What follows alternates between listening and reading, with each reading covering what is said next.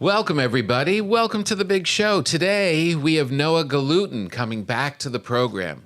Noah is a chef, a cookbook writer, a good friend of the program. He was here back in the early days when he was talking about I think it was the Bloodsoe's barbecue cookbook. His last time he came through. He's a great guy, super talented, super passionate about food and cooking and all these different aspects. He is married to our good friend Eliza Schlesinger, great comedian who was just on this program not too long ago. Great couple, super good people, super motivated and talented. And I'm really excited to welcome Noah back. We get a great conversation going about all things grilling. I grill a lot and make a lot of mistakes. I have this vague idea of not knowing exactly what I am doing. And in this conversation, we get into how to make the greatest burgers, great things to do with shellfish, other seafood, the greatest burger, a sausage versus hot dog debate. There wasn't one thing I threw at him that he didn't have great answers for, and I'm walking away from this conversation with a lot more knowledge. And literally, I'm excited, but also my head has calmed down. This is all to talk about his cookbook that is just coming out on May 26th called Grill Time. And he really, as we were in the conversation, I was flipping through the book as we were talking. It brought up so many questions of every aspect of how I try and grill. And he just solved all of them and also inspired me in a lot of different ways. And he's just a great conversationalist. He's going to be out on tour, 21 different cities. So you can catch him wherever you are. He's going to be doing book signings. And this is pretty brilliant. Do book signings with chef events. So he's going to team up with different chefs in different cities. They're going to be serving food, signing books. So make sure you try and catch him out on his tour. We will post all of his socials and stuff so you can get him. It's Noah Galuten, a great conversation. And, you know, the one thing about when he left was he just took the bread like it was nothing. It's like, yeah, I get great bread. You know what I mean? Mm-hmm. Yeah. Interesting. Noah, thank you for being here. Everybody, enjoy this conversation. It's Breaking Bread. Thanks for being here. Thank you for having me. We are very excited to be holding the very first copy of Grill Time. Everyone loves Grill Time. What number cookbook is this? Second solo cookbook, but with other chefs I've gotten to write with. It's got to be 5, 6, something like that. I've worked with some amazing people, and then I steal from them, and it's great because then all you have to do is mention it in the head note that you stole a technique from somebody, and it's not stealing. This is my first question. This is literally my first question because we're going to do you and I. Yeah. Great. Are going to do a bread book together. Fantastic. And I know you don't know that until now, but that's what's going to happen because just giving my agent amazing leverage. I baked you this bread. As you know, I bake like crazy, and everybody keeps asking for the book. When's the book? Where's the book? Where's the book? And I want to do a book, and you're great. So, and you know this whole world. Mm-hmm. And my first question was, what's my fee? No, you're doing it for free. I'm plugging your Grill Time book That's right fair. now. That's This is fair. what this is your advance. No, my question was, my wife was asking, so you have this recipe, but other people have baked bread. So you're going to put your Tom Papa bread recipe. What's the parameter? Do you just have to change it a little? Do you have to say like? I mean, are you going to be like, I verbatim stole this from somebody else, or is it because you've assumed that you've evolved it to your own taste and your own palate? The way I think about cookbooks is kind of the way I feel about pornography, which is that you'd think by now we'd have enough, but we keep making more. And the reason is because people want to fall in love. They want to find a person they trust. They want to have a human connection. I think context affects flavor. Right. They want to know how you make your bread, why it matters to you, how you think about it. And if that gets people to actually make bread at home, then that's a successful cookbook. Right. You know, I'm down with all that, but if I put in a recipe for my country loaf and it's not that far from other people's country loaf, could people say, hey, you stole my country loaf? Not if you say who you were inspired by. and so in the beginning, we just have to say I was inspired by this bakery and those bread people. And I mean, if you're not literally just taking like the Tartine bread book and making that every week, you know my plan. But also, I mean, I'm writing a cookbook right now with an amazing baker named Sarah Minnick, who is self-taught. Has this pizzeria in Portland, Oregon called Lovely's 50/50. It's like a super high whole wheat percentage, high 100% natural starter, and all these inventive, you know, hyper seasonal vegetables and stuff on her cookbook. But her dough recipe is basically inspired by her just trying to figure out how to make better pizza, and just started using the Tartine bread book. And said pizza dough is kind of like bread, really. Yeah. And I wanted to develop my own style. And so you start to learn from all these people. I mean, you know, Nancy Silverton didn't, you know, invent bread. Yeah, or Pomodoro for that matter. Right. And so, you know, when she serves her focaccia d'orecco, you want to know because she was traveling through Italy, found the exact version she likes, and now she sells it to you for more money than it cost her to have it. Right. All right, good. So yeah, you'll be okay. So we can steal from everyone, they'll never catch us. Yeah. All right, good. You know, who'd you steal from for this? Everybody. I mean, so the truth is, I've been, you know, grilling, you know, a good amount of my life. I've also have a barbecue background, so I've worked with like Kevin Bledsoe. That's the last time you were on the podcast. Yeah, I think so. We were talking with Bledsoe. With Kevin Bledsoe. Barbecue. Yeah. Man, that stuff's good. He's the best. But he grills and stuff too. So he taught me the first time I ever learned how to smoke something on a grill, where you kind of move all the charcoal to one side of the grill, put wood chunks on top. You almost make like a 2-zone fire, and you can throw a rack of ribs on the cold side. And it's like, I call it smoke grilling in the books. You get that smoke flavor, but also like a crispier edge and a char. Actually, maybe because I've cooked 4 million smoked ribs in my life from working in restaurants, but now I love this kind of grilled rib method where you get the smoke flavor, you get more texture, and it cooks in about half the time. So that's like techniques I learned from him. Then you start to incorporate your own taste and modifications. I learned a lot about vegetables from writing a book with Jeremy Fox and thinking about, you know, the way to cook vegetables and things like that. I mean, Sarah Minnick, I think about with like dough and bread, and, you know, that's not in this book so much. Yeah. And then Ari Collender, who's an amazing chef out here. He's from Charleston originally, but has restaurants like Queen's Raw Bar and Grill and Found Oyster here in LA. And he learned this from a guy coming up in restaurants, which I use in the book, is if you want to grill a piece of fish, the greatest trick for it, because fish is notoriously, you know, kind of tender and can fall apart on a grill. Yeah. The thinnest veil of mayonnaise painted onto a piece of fish, because it's this super emulsified fat. It also, so it works as being a nonstick essentially for your fish. And also, your seasoning adheres to it. So if you want to do like a blackened, you know, mahi-mahi or something, just the smallest amount of mayonnaise, you would never taste it. And it just makes this perfect browning nonstick factor to it. And it's great. And some people are weird about mayonnaise, and they probably get weird about it, but I guess just don't tell them. That's great, because I am going to grill fish tonight. That's the best. Oh, that's amazing. Yeah. And, you know, obviously clean your grill, you know, oil the grill, all that good stuff. Yeah. And then you don't deal with people always like to say that fish smells up a house. Right. So cook it outside. Go outside. Yeah. I know, exactly. Man, halibut.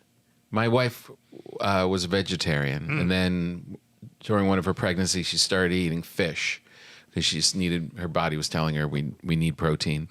And her favorite is halibut. Yeah. And it's a great fish, a nice white, flaky fish, but not like thin. It's like it's a substantial fish. Yeah, it's like flaky, but also like kind of steaky. So you can cook it on a grill. It kind of works in a lot of different applications. Really good. And so I've gotten really good at grilling it. And but holy cow, the price of halibut went through the roof. Yeah. I don't know if it's a COVID thing or what a thing, but it never came back. It's literally like $50 a pound. Yeah. It gets It's crazy. insane. I actually bought some at the farmer's market this morning. It was only $35 a pound, caught off the coast of Santa Barbara. Oh, really? And lovely Farmer's stuff. market. Yeah. Yeah. Man, the prices, it's insane. All Across the board. I mean, everything. I mean, I went to Everything. I just talking about farmers markets, but I went this morning and I was like, I'm waiting in so many lines to buy, every place. The cherries now have a long line because everyone knows this guy has the best cherries right now. The parking lot to leave Santa Monica was a nightmare. It's like you're putting all these extra levels in front of you. The produce costs more in the grocery store, and you have to wait forever to be able to buy anything. It costs more money. This is all just because of how much we don't like the fruit at the grocery store that we're going to wait this long in line and pay extra money just to do it. And it's... What are these things that you brought me? These are... one of the only people that has brought us something to eat. Who the hell else brought you something? These are Pakistani mulberries. And they are from a beautiful farm here in California, a woman named Laura, who has a place called JJ's Lone Daughter Ranch. And she grows like unbelievable citruses and avocados. So fresh. And she just kind of has this stuff. I mean, if she brings it, you kind of know it's great. And they don't last long, and a lot of little micro seasons. And yeah, her stuff's incredible. Great. The first couple, I was taking the little stem off. Now I'm just eating it. Yeah. I'm gonna eat this stem. Yeah. It is so good. They're a blast, right? That is such a weird thing, though. There's no seasons when you walk into a supermarket. Yeah. There's tomatoes year round. There's watermelon year round. Yeah. Like there was no, like as a kid, you had to wait for the good tomatoes in August. Yeah, or to get like fruit that was in season. And part of it is like this kind of American. I guess it's now a global idea of like, you like something? We'll find a way to get it to you. Just don't ask how. If you have money, we're gonna get it to you. But also when you kind of go to talk to farmers and go to farmers markets around the country, you start to realize how many different varietals of things are out there, and the reason that we don't see them in grocery stores is because some of them don't pack well. You can't pick them underripe and put them on a truck or in a refrigerator for 2 weeks. Mm-hmm. It's also why sometimes you get stuff home from the grocery store and it goes bad in 3 days, and stuff you get from a farmer's market will last you 2 weeks. So that kind of stuff. So it's when you have the chance, and obviously we're incredibly spoiled here in California, you get the opportunity to have so many incredible little whenever my in-laws visit, they're like, who knew there were this many kinds of strawberries? It's like that. Right. It's just different types of New York Jews who now live in different parts of the country, marveling at a color of broccoli they've never seen before. Right, exactly. I mean, there is that thing though, like, is there still, should you still be conscious of the seasons though? Because like you'll get something that looks like an amazing pear, but there's no taste to it. Until a certain time. It was in Ecuador like 3 days ago. Right. And so, I think that, I know some people who are kind of environmental experts and sustainability people will sort of say this too. Like how far your food has traveled kind of matters more than whether it's organic and things like that. And so, also you want to support the people in the community that you live in. And so that part of it's amazing. And also, it's nice to have seasons and change and things to look forward to. Yeah. And the other day, my daughter asked if she could have chocolate, and I said no. And she goes, "Oh, because it's out of season." And I went, "Yeah, that's why." That's precisely it. How did you know? Great job. Yeah, I heard an upsetting thing about peanut butter. That the price of peanut butter is going to go through the roof. Why? Of your mouth, because there was a drought.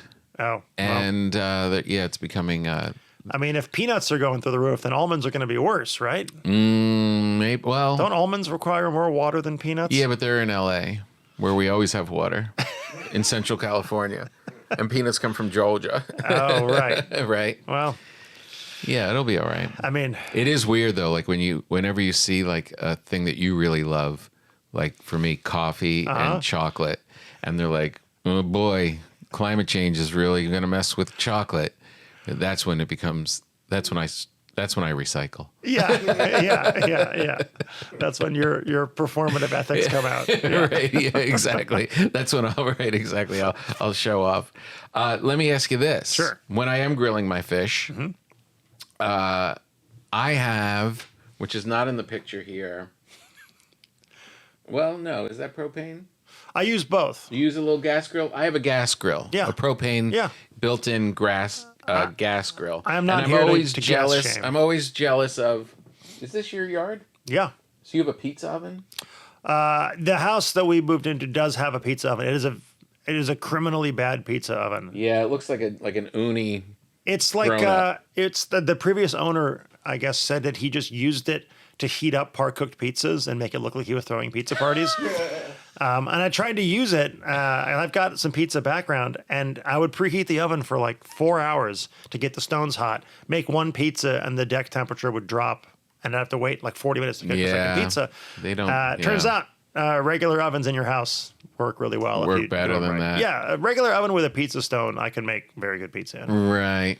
I still haven't mastered pizza, frankly. I think we Even talked with about the- it last time we were Yeah. here. And I was saying sheet pan pizza is going to be your friend. It's more of a similar bread thing. You don't have to worry about like landing it on a stone. It rips. It's contained. Lloyd pans are great pizza pans. If you Lloyd can buy pans? those online. Oh, yeah? Yeah, they're just perfect little. I bet you could make a really good like Detroit style pizza if you gave it like a weekend. Yeah? Yeah. All right. I'll do it. Yeah, this one looks shitty. But I'm glad you're focusing on the really important parts of this grilling cookbook. No, I don't know. His pizza oven looks like shit, so I don't know. Maybe I don't know what don't you're try the doing. buffalo wings. Well, you do feature this pizza oven in a lot of photos. It's not my fault. It's next to the grill. Yeah. What can I say? But I'm always jealous of, we live in an era now where people have these great smokers and there's and the charcoal grills. Everybody breaks out their old timey charcoal grills to grill stuff. And I always feel like me doing it in my big gas grill, I'm going to lose something. I kind of look at it as there's two kinds of grilling that I do. There's like weeknight grilling and there's weekend project grilling. Okay. And the weeknight grilling, we have a gas grill that's hooked up to like a hard gas line, Right. which is like the most convenient thing in the world. Yeah. So, I've never It's once great. in my life pan-seared a chicken breast for a salad. But Right. I've thrown one on a gas grill 400 times. Yeah. And so things like that, throwing asparagus on the grill real quick, it's Yeah. amazing for that. You don't need to light a bunch of charcoal and preheat it for that long. You can get stuff going really easily that way. Yeah. Charcoal is better for certain things. Like if I'm cooking like kebabs and you want to get like a really high heat, like shish tawuk, the Lebanese, chicken breast thing, to get Yeah. that, nice char and color on it that you can't quite get on most gas grills. Yeah. Or most importantly for me, it's if I want to do the smoke grilling thing. So I've got this grill that I use a ton. I got turned on to. It's an old company called PK. And if you buy one of those, it'll last you basically your entire life, and probably your kids too. Yeah. And again, it's like being able to do that 2-zone. You move all the charcoal to one side, put the wood chunks on top, and I can smoke like a piece of black cod that way. I can smoke like a turkey breast and make cold cut meat out of it. That's all in the book and things like really? that. And that kind of stuff's amazing. So those are like the ones that, if you want that kind of unfakeable, smoky char flavor on something, to do like a pollo a la brasa, like a Peruvian style chicken, that's what those are really for me. And that's like a charcoal grill, Yeah, you could use a Weber kettle grill. And they Yeah. have ones where they have these little baskets you can add in, so it'll sit on one side, and there's vents on the top, so you can actually control it that way. If I was cooking, I wouldn't do a whole brisket that way. I would Right. use a real offset smoker for that. But stuff like ribs, chicken, Yeah. rib tips, a pork belly, Yeah. that's all really, really great to do that way. And then, people also just like seeing fire, and you can cook things know. faster and hotter. It smells great. But yeah, I use gas grill all the time. You do. I believe in both. I believe in All right. And once you got the grill going, throw some other stuff on there. Even just like charring vegetables to then chop up and fold into rice dishes or lentils or things like that. It's a very kind of you can't add char to things in your home kitchen as easily, and Right. it's just a ton of flavor. Someone gave me, and by someone I mean Sam Sifton from the New York Times, He Speaking of canceled name on drops. me. He canceled on me. He was gonna. I think I had a book coming out, and he was gonna be the mediator and or the It's funny to name drop somebody and then be and then they backed out. yeah. So I just want to I want to justify my name dropping by being it didn't really happen. But he's great from the New York Times, and David Fincher, he passed on me for yeah. And he, as an apology for having to drop out last minute, it was at the 92nd Street Y or something, and he sent me a big bag of pellets, like cedar, not cedar, I guess, right? Grill pellets, that you throw in your grill to give a smoky thing. Okay. But I have a gas grill, so I threw them away. Yeah, I take that, Sam Sifton. Yeah. Nice try, Sifton. And look, there's a million kind of grills and smokers and ways to do things out there. I'm a little bit of I sometimes think that those like pellet smokers are like a little kind of half measure-y for me. Mm-hmm. Like sometimes I believe that when it comes to smoke and cooking with live fire, and especially smoking, that like the larger the pieces of wood, the more of a true hardwood taste you get. And so the pellets, I don't know, there's something rabbit foody to me about it. Yeah, and it looks like and that. It almost kind of has, or like people use those like kind of like those like smoking guns to like add smoke to a cocktail. It kind of always tastes like canned smoke to me. Right. In a way that like, I don't know, if you have a log of post oak and you're like on the lake in Texas, it's a different thing. Yeah, like the pellets are like press board. Yeah. So like a real piece of wood. Yeah, exactly. And you don't have as much control over like, there's less artistry to it. Is there anything to modify in a gas grill, or just go for it? There are ways to do it, but I'm again kind of just like I just make really good food on a gas grill, and if you really want to start taking that level of it seriously, just buy a real a side grill. Yeah, and those like Weber kettles are pretty cheap, and if you want to like level up, I think these PK grills are awesome, and they will again last you like forever. Right. And so how big is a PK grill? Is that like like those round ones? They're like actually that's the one in the book. It's like next to the pizza oven. Yeah, it's like an oval. Right. And so the big ones, that's it right there. You can sort of see it. Oh, yeah. So they're kind of That's oval shaped, substantial. which is great too, because you have more space to kind of be able to have two zones in your fire. But like you can cook, you can have a whole chicken on one side and have the other side empty for a smoking thing, or you can cook a lot of stuff at the same time. And they just retain heat well. Like I'm just doing an ad for PK Grills now, but all the all of the big national steak competitions, the 3 finalists every year cook on their grills. Oh, really? So they're like, even for direct heat, like they heat up quick, they retain heat well, and they just work really well. Yeah. I was going to talk vegetables, but let's hold off because you mentioned steak. I love vegetables too. Yeah. The steak thing, cooking on a gas grill, cooking a steak. Yeah. Is it? It seems like there's two camps. Like you either you put it on a grill, and do the thing, or you take a cast iron pan in the house, Sure, and do it that way. Yeah, the cast iron pan on the grill, you really need a powerful grill because you're also having to like preheat a whole cast iron. Yeah. So like it'll work. It's kind of like I guess you're not really grilling. You're just cooking outside.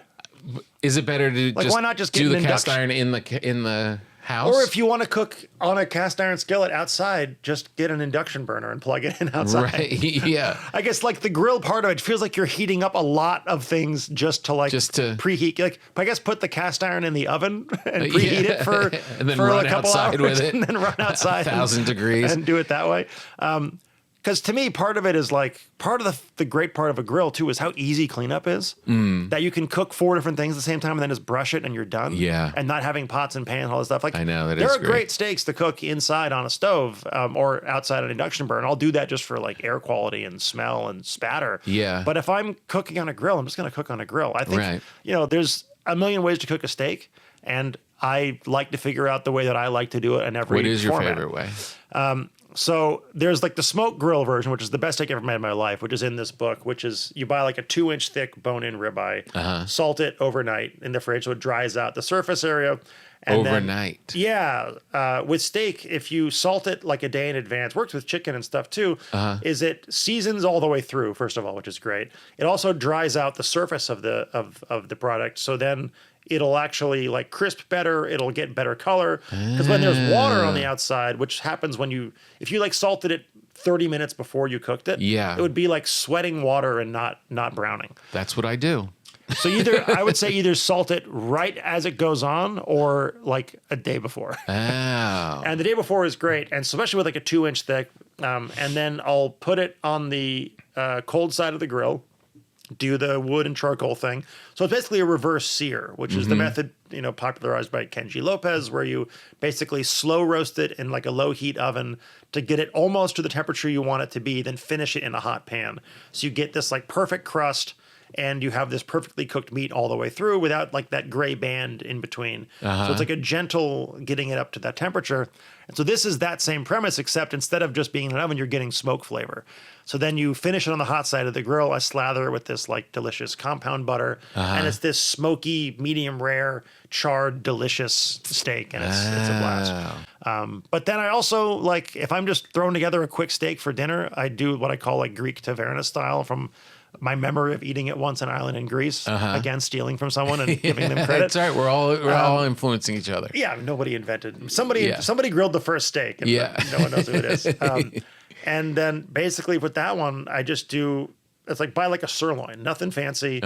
Get the grill really hot, olive oil, like granulated garlic, salt and pepper, dried oregano, and then just blast it super high heat, flipping constantly.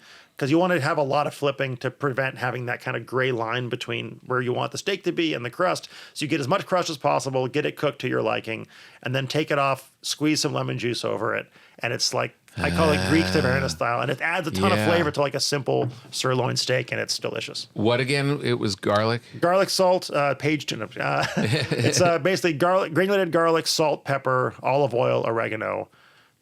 Super high heat on the grill, so it's charred. In a brush and just brush it?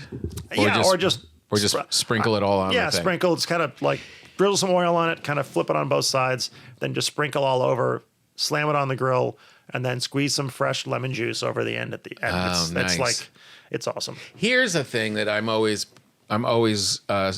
struggling grill wise, is that the olive oil, the oiling the grates, oiling the fish, putting butter on the fish, like all those little elements of like when to put it on. Yeah. There's stuff if you marinate the day before or whatever, for 6 hours before, whatever.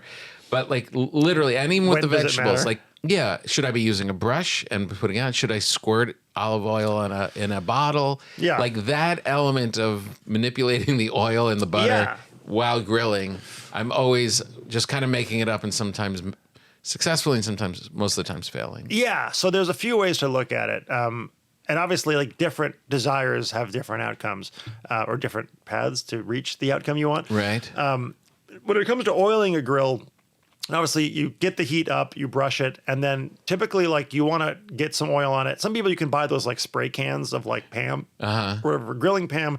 But the truth is, you're just kind of spraying a lot of not the greats. Yeah, and all getting burned off. So what I'll usually do, honestly, there's kind of two tricks. One is you have, like, an old onion you're not going to use. You dip the onion in oil and then grab it with tongs and rub the onion across. It's also a good way to clean the grill. Also, a paper towel.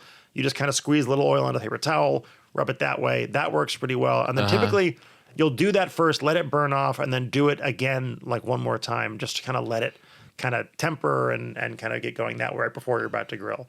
And then it doesn't burn off to the point like it's doing something. Yeah, the same way that like you're seasoning a cast iron skillet. You know what I mean? So you're kind of getting something in there and it kind of helps it from kind of sticking things on there. And then when it comes to oiling ingredients too, sometimes the oiling is, if anything, there to help give the ingredient color. Sometimes also to help seasonings adhere to it. But then sometimes actually, I love dry grilling certain vegetables if I'm going to be tossing it in something that I want it to absorb that flavor. So I'll take like like let's say, radicchio, which I don't do in this book, but it's something I'll do on the side sometimes, is like do dry radicchio and grill it in like quarters. You get, so it like basically all the moisture gets sucked out of it and it gets all charred and nice. And then you toss it in a dressing and it just absorbs that dressing. It's like aching for liquid.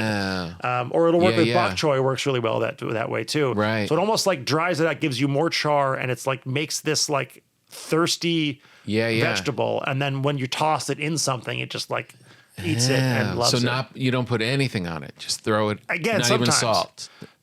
In those cases, no, because there. if it's like, if I'm doing like a bok choy and have like a soy sauce vinaigrette, you want that salt to get in there. Right. But in some cases, if it's, cabbage, I find that it doesn't taste as good if you don't oil it and salt it first. So it's kind of case by case also. What about peppers and asparagus? Asparagus, sometimes oil, sometimes not. Typically oil kind of helps. Asparagus can get a little bit too dry and you want it to stay kind of tender. You're not like, it's not going to absorb a ton of liquid after. So you want to kind of get a little bit of fat on there.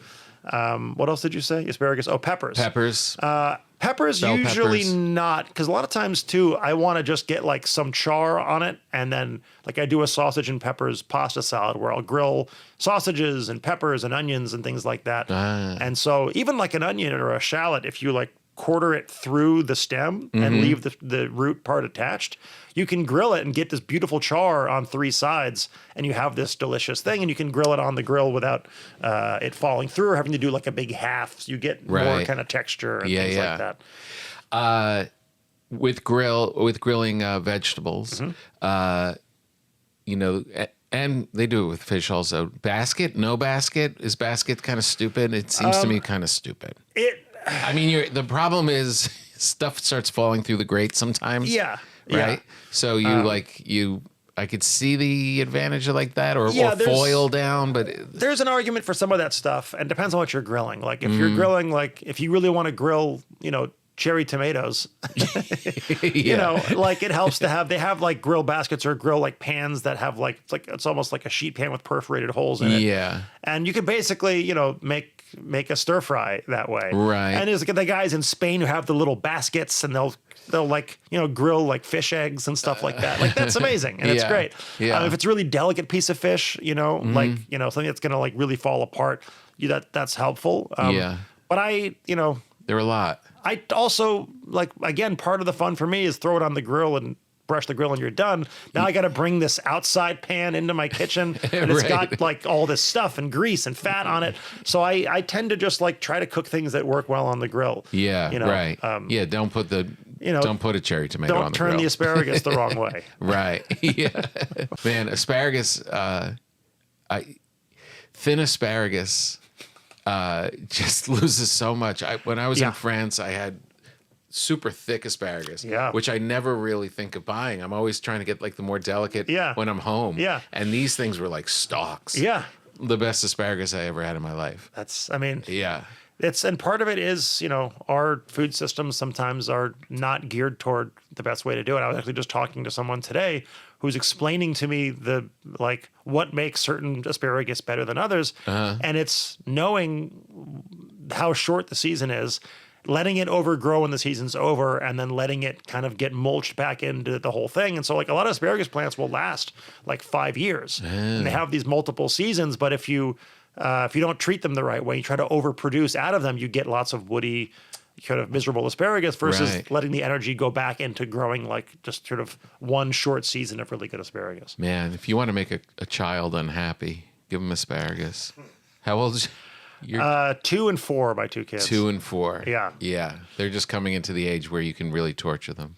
I mean, it's tough. Like, I'd say I have a Substack where I write about feeding my kids and kind of this whole process and weekly family-friendly recipes. It's called I'm Legally Required to Feed You. And it's me writing about kind of, this process of like realizing that like as soon as you think you have a handle on your kids, they change. Yeah.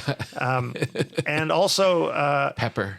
Well, like there's a piece of pepper on this. So we give her plain pasta. And if she saw one minuscule little black speck, there's pepper on this. And then you talk to people from other countries and they're like, What do you mean? We just make dinner and the kids eat. Yeah, I know. Like you don't kid food ask doesn't them. exist. I know. Right, exactly. The custom menus for your children. But it's a crazy thing too, especially like I spent my whole career is built off of me being able to make food that people like so much that they pay me to make it for them, whether it's a cookbook or a restaurant.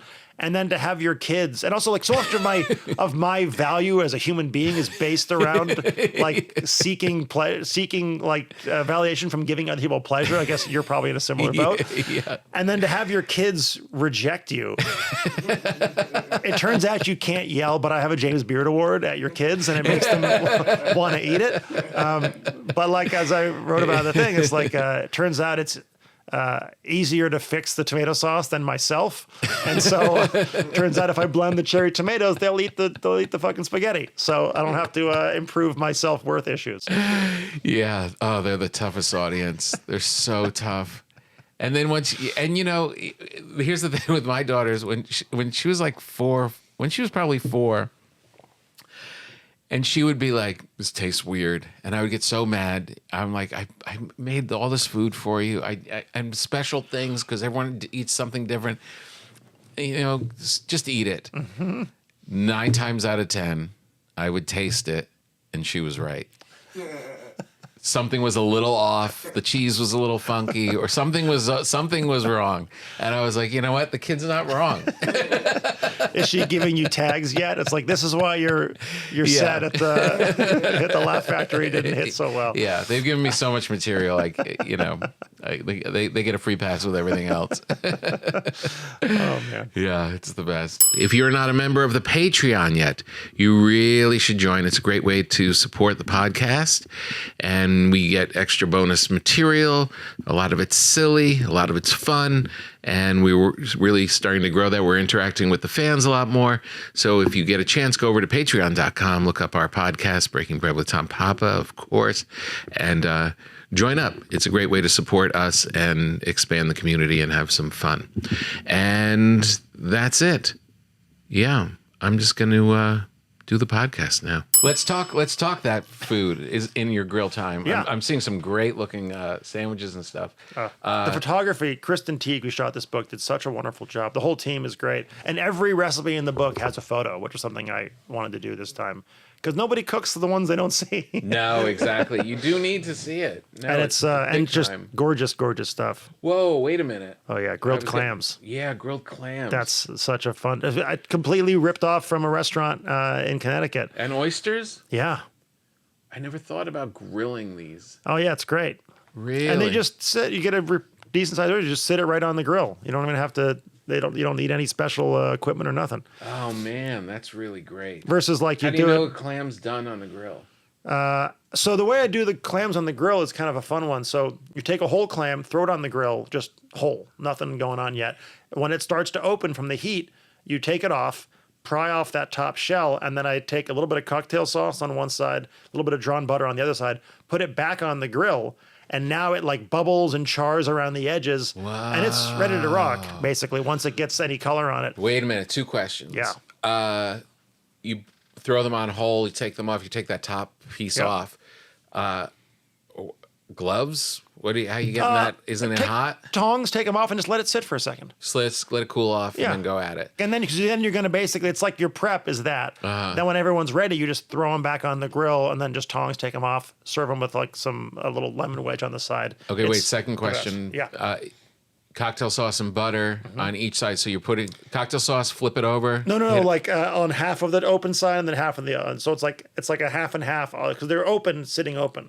So you just put like a little dollop of cocktail sauce on one side, pour some drawn butter on the other side, put them on the grill. And it looks like a fake shot. That fire is me like pouring some more of the butter on top just for fun, and it like catches fire and makes a fun thing. Oh, I see. And this is a place called The Place in Guilford, Connecticut. That's like an incredible little outdoor place. This is like one of their signature things. That's just like, man, that looks good. Just too good of an idea to not spread the word on. I just did an interview about being down at the beach at a beach house, and I was just talking all about like the food we eat and stuff, and I really thought I knew everything about it. It was called This Old House. Okay. You know This Old House? No. They do the PBS show. Yeah. It's an NPR radio cool. version of it. So they take you through like one of your favorite homes. Oh, that's great. And you just reminisce about, why this home is so great. And I was talking about my family's like Jersey Shore house and talking about all the food we would eat. But it was always steaming. It was always like for the seafood. Yeah. We would grill fish, but we would like for any shellfish, clam mussels, bakes clams, and all that kind of stuff. Always inside steaming in big lobster pots. Yeah. The idea of throwing it on the grills made me so excited. It's a lot of fun. Yeah. How do you do the oysters? These ones, so I just basically make a compound butter. And so this is essentially like a kind of a fun little, just like, grow up in LA, just pull from every part of your pantry. Like, so it's a miso, ginger, Calabrian chili butter. And just take butter and throw all that stuff in it? Basically, yeah. Pretty much. Oh man! And then then it goes on the grill, and you put it's a blast. It's a great time. So good. Yeah, and so it's one of the fun things with my book tours. I get to go kind of do grilling events around the country at different parts of the country. So I'm going to be in like Cape Cod doing a thing with them, and they've got amazing oysters out there. Yeah. And then I'll do another version in Seattle, and then I'll be in Texas and doing stuff with like local sausages, and so it's like kind of a fun way to go and. That's great. I'm not in restaurants day to day anymore, so it's nice to get out there and do an event like that again. Do you miss that? Do you miss the restaurant stuff, or that's just that life was? I remember last time we talked about how just insane it is. It's rough, yeah. I mean, there's a world where I would do a version of it again, not in the same way that I have in the past. Just Eliza tours. We've got 2 kids. Yeah. To be in a restaurant, 120 hours a week for like 6 months to get the place open. Yeah. Would be tough to wrap my brain around, but I do miss it. But I'll do an event with somebody or a pop-up, and I'll do it one night and I'll be like, that was great. I'm glad I'm not doing this tomorrow. Yeah. My back, we're getting older. I know. But it's hard to stand. But yeah, if it's signing books while somebody else cooks the food that I put in a cookbook, that sounds great. That's fantastic. Man, this book is really just flipping through it is so exciting. Oh, thank you. I mean, really, I'm not blowing smoke. It is just you have a gas grill. Yeah, I was just the seafood section, and now I'm in this little taco area, and it's like, shit, yeah. Why not grill all the stuff that you're going to put in the taco? Yeah, that's.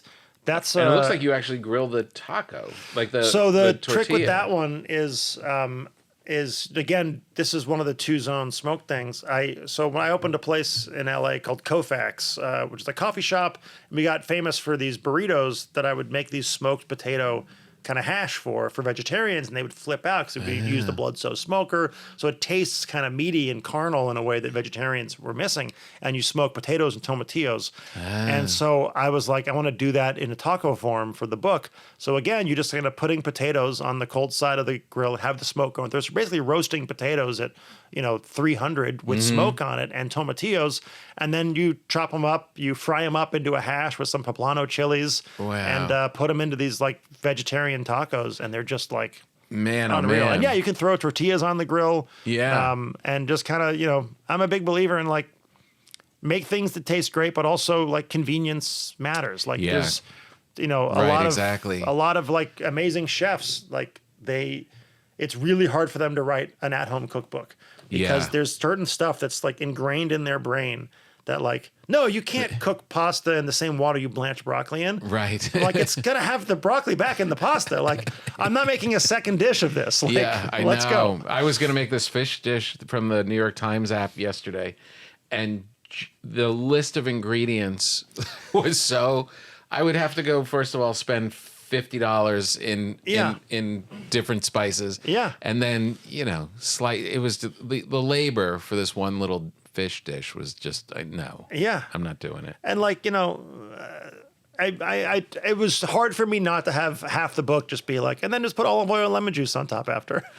I know. Because the truth is like that is with grilled vegetables. That's the so thing. So often it's great, but there's little riffs on that. Like there's you ever buy like preserved lemons? Those just like you can buy them at the grocery store now, and they're just basically salt preserved lemons in their own kind of brine. So they have this really beautiful briny kind of flavor to them. Yeah. And just chopping that up and with olive oil, they're salty, and just tossing that with like grilled broccolini is amazing. Yeah.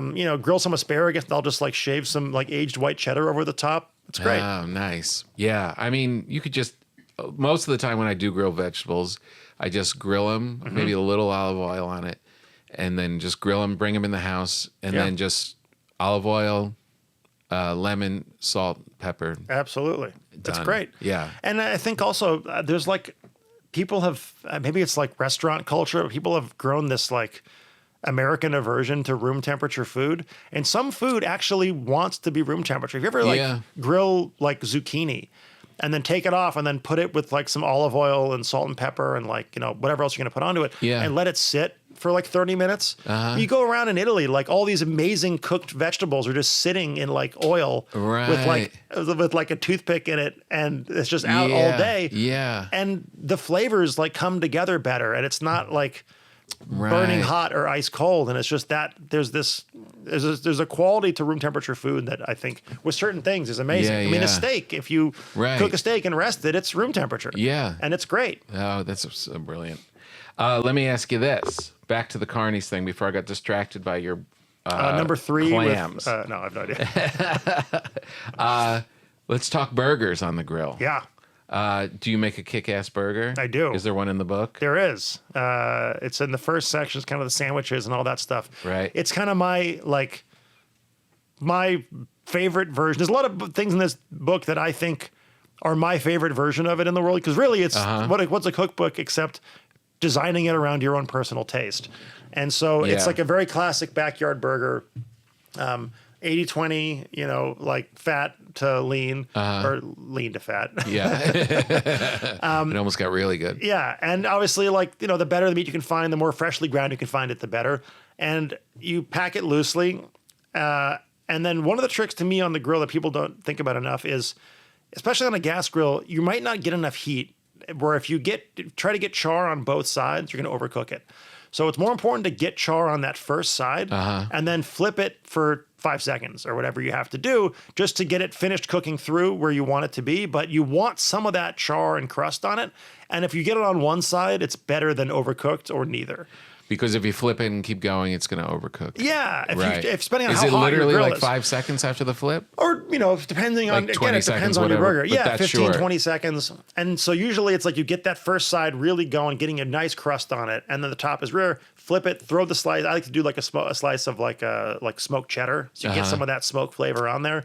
And then you make like your classic kind of like special sauce, which is, you know, mayonnaise, ketchup, relish, mustard, hot sauce, all that kind of stuff. Yeah. And slather that onto some good potato rolls. I do like paper thin sliced onion, just a little bit of that kick to it, but not like a bite of onion. Yeah. And then iceberg lettuce and then add a slice of bacon on there. And like, nice. And it's just like a soft little crusher, like a 4.5 to 6 ounce patty, you know? Yeah.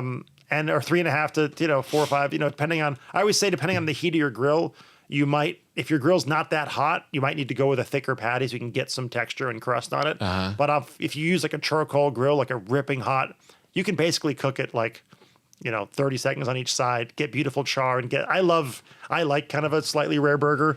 Yeah, that was my next question. Like what is your preferred? I understand the argument that people are against it because it's like, it doesn't have, the fat's not fully rendered, but I love like char on the outside, a little bit rare in the middle, and kind of that like medium rare on a burger. Oh man, you're bringing me back. The crispy, bacon and the iceberg lettuce and the crunch and the tang. Yeah. It's the best. You're bringing me back to last summer when I made burgers for my kids' friends. They're in their 20s now, early 20s, and their kids were complaining that they were too rare, and F them, they were perfect.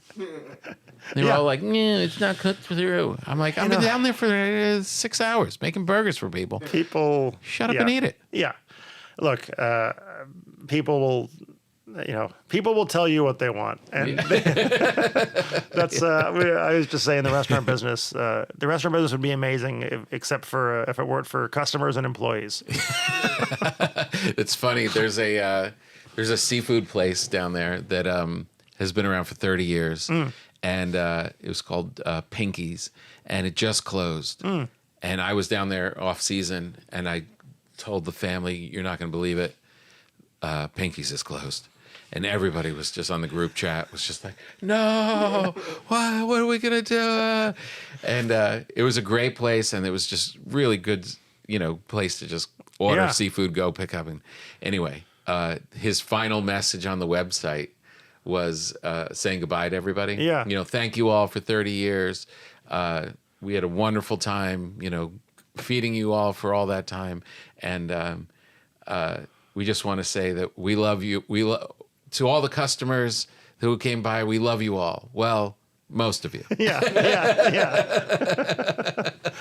You know, it's just like Yeah, what you have to deal with. You know? was listening on the way into your Bobby Moynihan episode, Oh, and he was yeah. telling some old like restaurant job stories. Yeah. I love restaurant job stories because, like, you know, I've obviously worked in a ton of restaurants. Yeah. Anytime you get a complaint you've never heard before, I'm always like stunned. Like, no one's ever thought that or said that to us before. That's incredible. Yeah, a new complaint. We used to have a burger place called the Golden State on Fairfax, and this young kid comes in and he orders and he goes, "I'll take a burger." And I go, "How do you want to cook it?" He goes, "Medium rare." And I go, "Great. It comes with the choice of any side." He goes, "Any side?"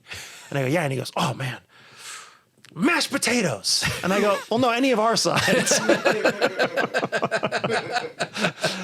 Jelly beans. He could have anything in the world, and he's like, mashed potatoes. It's just so sweet. It's so great. We had somebody once at Bloodso's. It's like a sports bar vibe. Yeah. The guy's, you know, ordering his food, and he goes, "Oh wow, you have pizza? I'll take a pepperoni pizza." And she looks up and goes, "Sir, that's a commercial for Domino's." We also don't sell Jeeps. That kind of stuff kills me. Yeah. Do you invest in restaurants?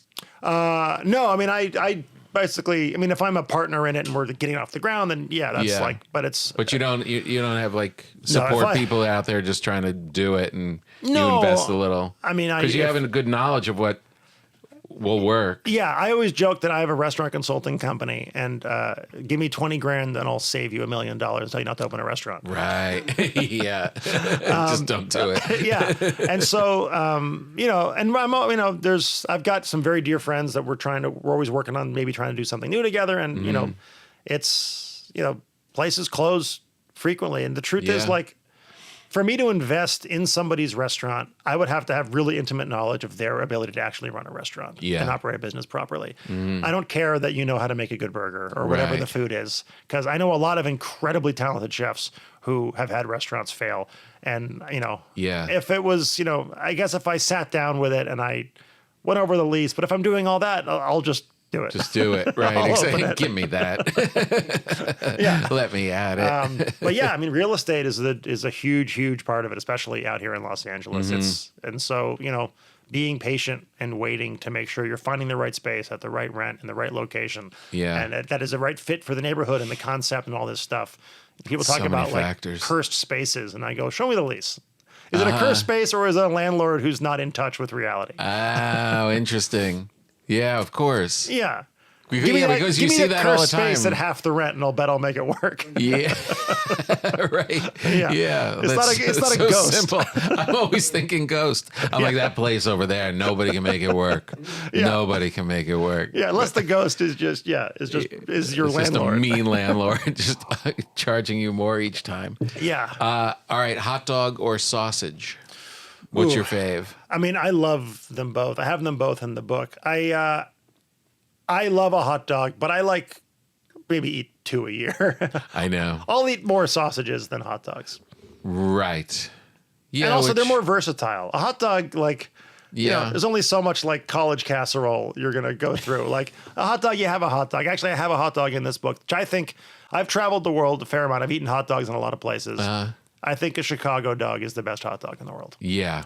And it's like, and with this book, I actually have a buddy from Chicago. We spent a whole day like going over the Chicago dog to nail it, including the best way to do a char dog. Because to me, what makes the Chicago dog so great is just the contrast of like heavily charred, like, you know, blackening on certain parts of a hot dog, and then that whole like drag through the garden element and the pickled peppers and celery salt. So it's like these contrast of elements going on in a steamed bun. So you get all this textural variation and char mixed with tomato. If you boil a hot dog and do a Chicago dog that way, it's not quite the same to me. No, right, exactly. I always liked when I was a kid, which I don't see that often, when people would do the little X on the ends and it would kind of flour. Yeah. You know what I mean? Yeah, I yeah. haven't It seen looks that like in a a long squid. time. Like, Yeah. Yeah. There's a Thai chef I know who will do that with like he'll do that and like do it for like a stir fry, like a pad cu or something. Oh, really? With like a goofy little hot dog thing in there. Yeah. But yeah, But a sausage is more. I could use it in more things. Like I'm not gonna make like Umbrian lentils with a hot dog on top. Hot dog and peppers pasta salad does not sound as good to me. But and like my favorite, like there's an amazing sausage that if you ever go to Vienna. Never. And they have these Würstel stands, like they're built-in sausage stands on the corners of the street. Oh wow! And they're just like you just walk up and they char they sausage for you, slice it, all great fresh horseradish on top, and drink like a glass of wine or have a beer on a street corner and eat a sausage, and then go like all the buildings. Eliza joked look like wedding cakes, right? And there's just like beautiful like symphonies going on everywhere, and you eat a beautiful sausage on the side of the street. I want to go. Who's your agent? Yeah, I know. Book me over there for crying out loud. I know you don't make money. You just go to Europe to tour for food. Yeah, absolutely. It's always terrible. Well, you're laying groundwork for a new market. Yeah, that's what they always say. Then by the time you go back, that market's all gone. It's a different country by the time you come back. Yeah, right. Exactly. Yeah, exactly. All the people are retired. Yeah. Is Eliza touring now? No, she's home for now, So and she's kind of take a little break for the summer. So, that's good. But she has been liking to do anyway lately, but especially now with my book tour and all this stuff. Yeah. So it's gonna be interesting. There's still the odd, like I'm taking a break, and then you get a call like, how about a casino in Tulsa? Yeah, and you're like, damn it, I'm just gonna do it. You're like, yeah, the 14th. Do we have anything? yeah, exactly. Yeah. And so that stuff's what a great. switch though for you to go out on tour.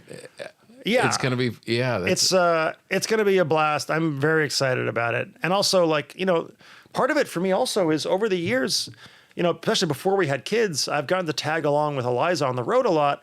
And so I'll go figure out amazing restaurants and food things. And then it's like the only good thing about Instagram is then you like tag a place you liked, they write you back, you communicate, you become friends. I know. And now, because of that, I have a 21 city tour with some of the best chefs and restaurants in the country. Oh, all from that touring previously. Some with of it's her. that stuff, and but you get to travel in a way that chefs don't get to travel that much, and I get to tag along.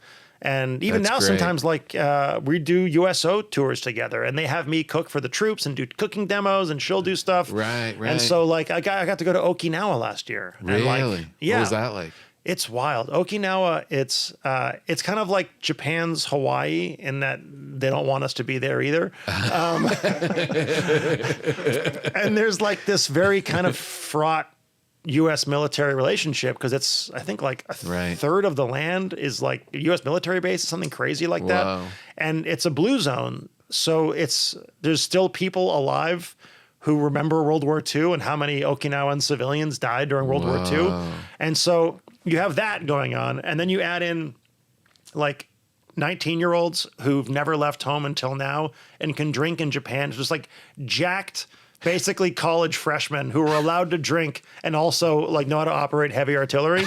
And so these college towns, I mean, they're military towns, they have this kind of like very weird like consumer relationship. And so it's like, I've spent some time in Japan and I've found it to be this like incredibly wonderful place to be white in because everyone is so polite to you. And there it was very like antagonistic. Not antagonistic, but like nervous and a little bit more reserved and like what's going on here. And also, they were. They were. They were. They were like a little more like leery of you. Yeah, yeah, and understandably so, obviously. Right. But also there's like signs for like bull rides and Jello shots and stuff. Right. It's like Weird. But then also you have cool, weird military fusion dishes like Okinawa taco rice. Oh, really? Which is basically imagine like Lowry's taco seasoning sautéed into ground beef, served over short grain Japanese rice with like salsa and iceberg lettuce on top. Oh man. And it's amazing. Wow, amazing. Yeah. For fish, for grilling fish, just because you're firing off all these things. I was like, what's your like solid go-to like condiment or sauce that after you're grilling fish that you use like that's versatile enough for different types of fish. Yeah. You know what I mean? So can I change the question slightly? Absolutely. One thing I want to talk about in terms of fish is, that was good, It is so good. is I think people get too hung up on specific types of fish versus trying to think Right. about fish from like category standpoints. Okay. And so what ends up happening is people get so obsessed with a particular kind of fish. Yeah. Like it has to be, sea bass, or it has to be halibut, whatever it is. Yeah. Then you end up going to the grocery store and you're getting fish like flown in from God knows where. Mm-hmm. And so if you kind of open up your mind to how much great fish there is that you can sort of buy slightly more locally, that you think about the techniques around it. I kind of like to break it down with my buddy Ari, who I wrote the seafood book with, called The Finest Things in the Sea. We kind of break down fish fillets into 3 categories. That there's like steaky fillets, mild and flaky fillets, and skin-on fillets. Mm-hmm. And if you think about all the fish you'd cook as fitting into one of those 3 categories, Yeah. it makes it really, really simple. And you can kind of cook them all the same way. Like a mild Right. and flaky one, you can saute in a pan. You can flake it into rice. And a steaky one, you can throw on the grill. You can pan sear. And then the skin on is just more like you can get the skin crispy in a pan or on a grill. Yeah. And so when it comes to that, it still seems to be true that the U.S. is the best country in the world at regulating its own seafood from a sustainability standpoint. Uh-huh. And so we're not that great at regulating what we import. So if you go to the grocery store and you look at what they have to offer, usually it'll be like, okay, they've got shrimp from Thailand, Mexico, and the U.S. If you just buy the one from the U.S., if you care about sustainability, it's not a perfect system, but it's like way more accurate than like sitting around trying to Google which ones are better than others. Right. And so that becomes a really helpful way to do it. Okay. And so then when it comes to universal seasonings for fish, there's kind of a couple of ways to do it. Obviously, again, like lemon juice and olive oil works great. There's Yeah. a parsley pesto I do in the book. That's a really simple, like blender parsley pesto. That's no cheese in it or anything like that. It's basically, parsley, olive oil, lemon juice, that kind of stuff. And you salt and you blend it. And it makes this really beautiful kind of like bright herby condiment that just goes great on fish. You can also toss it with potatoes on the side. Right. That kind of thing. Like treating... Right. basil can get expensive and hard to get sometimes. So Yeah. making a parsley pesto is just such a great condiment for stuff like that. What's the steak one? Isn't it chopped up parsley and like garlic and oil? Oh, It's just which one? not tomatillo. Chimichurri. Yeah, Chimichurri, yeah, exactly. similar to that. Yeah, and that's kind of raw garlic and do that. But this one, you just kind of throw it in the blender. You don't have to finely chop stuff, and you Right. get this kind of great, beautiful thing. And also, you can toss it with pasta if you want to. There's a lot of great ways to do that stuff. Yeah, yeah. So I'll do that a lot. There's a fun one I do for a pita, where I take like mahi-mahi or something similar, and I'll do the mayonnaise brush and then kind of hammer it with za'atar, Yeah. that kind of Middle Eastern spice, and treat it like a blackened swordfish or a blackened, like catfish. Just do it with the za'atar, put it in a pita with like some olives and cucumbers and olive oil and stuff like that. And you get this like in lemon juice, and it Wow. kind of tastes like this kind of very fast, easy, delicious kind of Middle Eastern thing to it. Ooh, that's So good. that's a good one too. That's really Yeah. good. Man, oh man, this is really great. I'm so excited. Yeah. Sorry, you have to hold the pre-release prop version and you get the real one. I know because I have a PDF of it, but it's not as cool as just having the book. It's not as cool. Well, the real one's coming. All right, you'll get it to me. Well, this was really great catching up. This is such a blast. Sincerely, yeah. You come back anytime. I would love and to. really, I am serious about. I feel like nobody's done a bread book with a sense of humor. Yeah, that's probably Like, true. I can tell you from baking bread for 12 years, there's no other comedian / bakers. Yeah, They just don't exist. yeah. So I Stanley feel like Tucci seems serious. so not funny. Doesn't Tony Shalhoub have it's just everybody from Big Night gets a damn it. CNN show? Yeah. Is that the deal? You mean Tony Shalhoub with his faking bread? Yeah. Yeah. No, yeah. So who else is left from We don't Big speak his name around here. What's his name? Who is it? Who else is in Big Night that doesn't have a CNN show yet? I think that's it. The entire cast of the yeah. show? Buscemi, was he in it? I don't think so. Yeah. No, I think Shalhoub was come and gone. I think he felt our heat. And this show's still going strong. Yeah. Yeah. Let's do it. Yeah. Who else? Yeah. Yeah, but Phil's I really not do baking bread. But yeah, no, none of these guys. Yeah, but I feel like we could put together a really funny, good cookbook. I'm and in. then I think it'd just be fun doing it. Yeah. I mean, boss, I'll do what jokes your own recipes. Is that you're thinking? Yeah, that's what Yeah. I'm thinking. Yeah. I'm in. Let's do it. All right, cool. Thank you for being here. Thanks for Everybody, having me. get grill time, and we'll tell you all about the live event that we're going to that you're not going to be able to go to. And by the time this comes up, I'll have announced all the tour dates, so we'll be in. Okay, cool. I feel like it's we'll just post them. every other comedy podcast, just me naming tour dates at the end. Right, right. Raleigh, Welcome Durham, to on it. May. Welcome to it. Yeah, Eliza must be just kicking back, like, yeah, not so fun, is it? Having to book out dates. Yeah, have fun doing 21 cities that don't pay as well as one casino. Right. Exactly. All right. All the best. Thank you so much. All right. We got it, kids.